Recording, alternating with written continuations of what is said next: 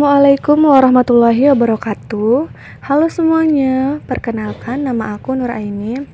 Nah, di video kali ini aku akan menjelaskan mengenai kajian intertekstual pada novel dan film Ayat-Ayat Cinta.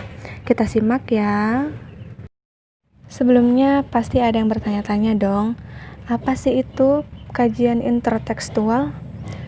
Nah, kajian intertekstual adalah sebuah pendekatan untuk memahami sebuah teks sebagai sisipan dari teks-teks lain. Nah, intertekstual juga dipahami sebagai proses untuk menghubungkan teks dari masa lampau dengan teks masa kini. Nah, selanjutnya langsung saja kita bahas mengenai kajian intertekstual dari novel dan film Ayat-Ayat Cinta.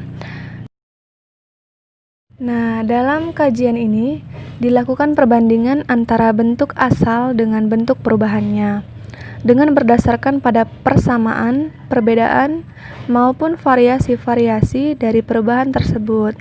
Akan diketahui perubahan fungsi serta nilai estetiknya sebagai suatu pemahaman karya. Melalui metode intertekstual ini, suatu karya akan mencapai keutuhan maknanya. Pembahasan mengenai inkranisasi dalam kaitannya dengan novel yang difilmkan atau sebaliknya tidak bisa dilepaskan dari analisis struktur. Analisis struktur menjadi mutlak diperlukan dalam kaitannya dengan perubahan bentuk yang terjadi ketika sebuah novel difilmkan. Berikut ini akan dipaparkan mengenai analisis struktur dalam film dan novel Ayat-Ayat Cinta. Analisis struktur yang dibahas difokuskan pada alur, tokoh dan penokohan, dan setting. Nah, yang pertama itu adalah alur novel dan film Ayat-Ayat Cinta. Setiap cerita pasti mempunyai plot yang merupakan kesatuan tindak. Plot merupakan unsur fiksi yang penting. Kejelasan tentang kaitan antar peristiwa yang dikisahkan secara linear akan mempermudah pemahaman pembaca terhadap cerita yang ditampilkan. Ada berbagai macam plot jika dilihat dari sudut pandang tertentu. Sering ditemui sebuah karya sastra atau film memanfaatkan plot dan teknik pemplotan sebagai salah satu cara untuk mendapatkan efek keindahan sebuah karya. Demikian juga dengan novel dan film Ayat-Ayat Cinta. Plot yang dikembangkan semakin memperindah jalannya cerita. Dalam film, plot yang digunakan adalah flashback atau regresif. Urutan kejadian yang dikisahkan dalam novel ini tidak bersifat kronologis. Cerita diawali dari masa kini, kemudian berbalik ke masa lalu dan kembali lagi ke masa kini. Hal ini berbeda jika dibandingkan dalam novelnya yang mempunyai plot cenderung berurutan. Film dan novel keduanya menunjukkan hal yang tidak berlawanan. Film yang diterbitkan belakangan setelah novel sepertinya mengikuti secara tekstual jalan cerita dan jalan peristiwa-peristiwa dalam novelnya.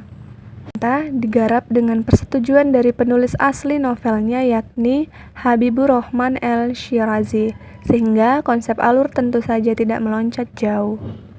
Perbedaan novel dan film lebih terletak pemotongan beberapa peristiwa kecil atau dialog kecil dalam film. Dalam novel, penguraian kata-kata di beberapa peristiwa tidak bisa ditampilkan dalam novel sehingga bisa dikatakan bahwa dalam film mengalami pengurangan beberapa peristiwa dan dialog tertentu.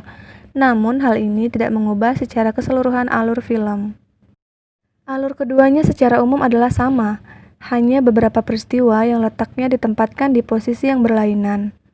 Penambahan dalam novel disebabkan karena pemaparan dalam novel harus lebih detail dibandingkan film.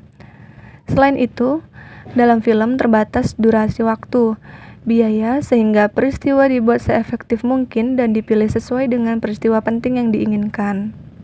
Nah, selanjutnya itu ada tokoh dan penokohan dalam novel dan film Ayat-Ayat Cinta.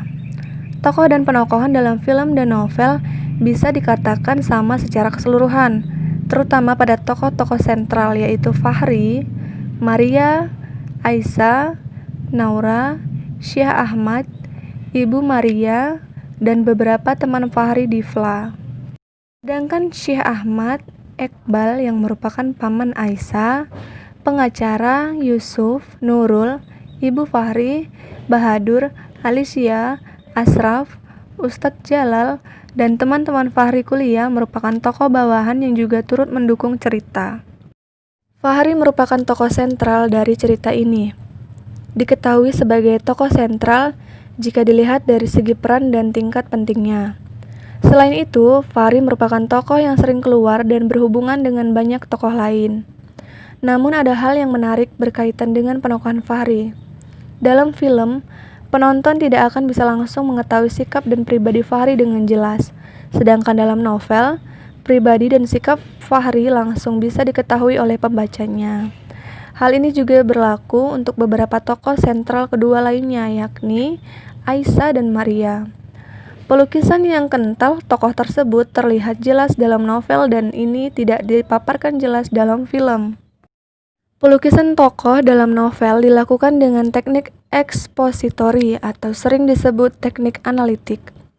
Artinya, pelukisan tokoh dilakukan dengan memberikan deskripsi, uraian, atau penjelasan secara langsung. Seperti kutipan berikut. Gadis Mesir itu bernama Maria. Ia juga senang dipanggil Maryam. Dua nama yang menurutnya sama saja. Dia putri sulung Tuan Boutros Raf atau Bel Girgis, berasal dari keluarga besar Girgis, sebuah keluarga Kristen Koptik yang sangat taat. Bisa dikatakan bahwa keluarga Maria adalah tetangga kami paling akrab. Indahnya, mereka sangat sopan dan menghormati kami, mahasiswa Indonesia yang sedang belajar di Al-Azhar. Teknik pelukisan tokoh di atas bersifat sederhana. Pengarang dengan cepat dan singkat mendeskripsikan kedirian tokoh sentral tersebut di awal cerita.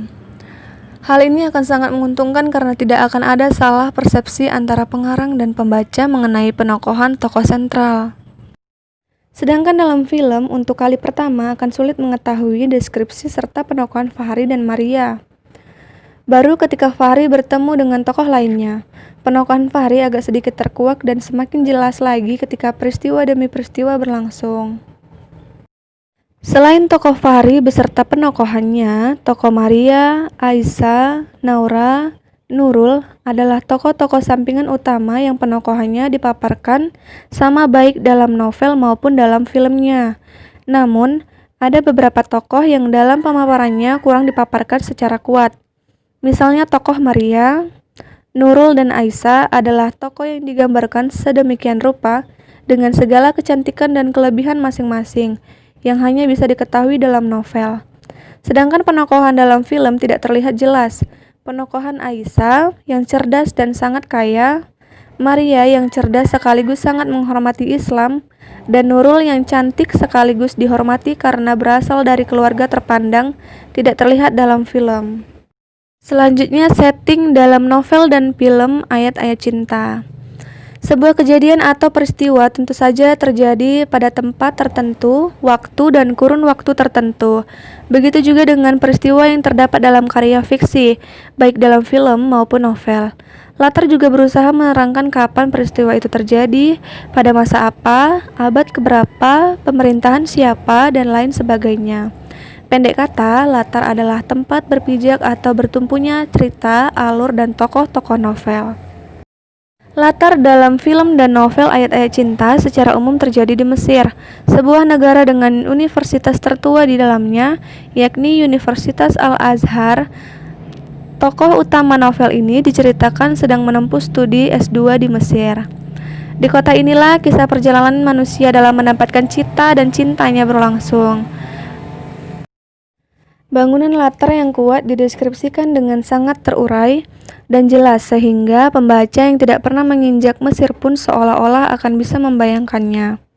Penggambaran yang jelas mengenai wilayah Mesir, penduduknya, cuacanya, transportasinya, makanan dan kekhasannya menjelma menjadi imajinasi yang kuat dalam diri pembaca novel dan ini tidak begitu kental dalam film. Jika di film, penggambaran latar dapat dikonkretkan sehingga pembaca terasa jelas dan tertarik karena melihat langsung, maka dalam novel, latar tersebut diuraikan melalui untaian kata-kata dari pengarang untuk membangkitkan nilai rasa dan membentuk imaji. Meskipun imaji dalam novel itu tidak bisa konkret seperti imaji dalam film, tetapi dalam hal ini pengarang berusaha semaksimal mungkin untuk mendeskripsikan dan memberikan tambahan sedemikian rupa agar latar itu dapat diterima pembaca secara kuat. Apabila dalam novel, orang atau pembaca hanya bisa membayangkan keadaan flood, suasana malam pasar di Mesir, keadaan metro yang merupakan transportasi umum di Mesir, keadaan flood Aisyah yang megah, sungai Nil, maka dalam film orang atau penonton akan menyaksikan di depan mata dan dapat melihat secara nyata. Dalam film, hal tersebut digambarkan secara langsung. Apalagi kelebihan dari film ini adalah penggarapan settingnya yang dilakukan di Mesir sehingga kesan yang didapatkan di novel dihadirkan secara langsung di film. Mungkin hanya ini yang bisa aku sampaikan, lebih dan kurangnya aku mohon maaf. Aku akhiri, wabillahi taufiq wal hidayah. Wassalamualaikum warahmatullahi wabarakatuh. Terima kasih.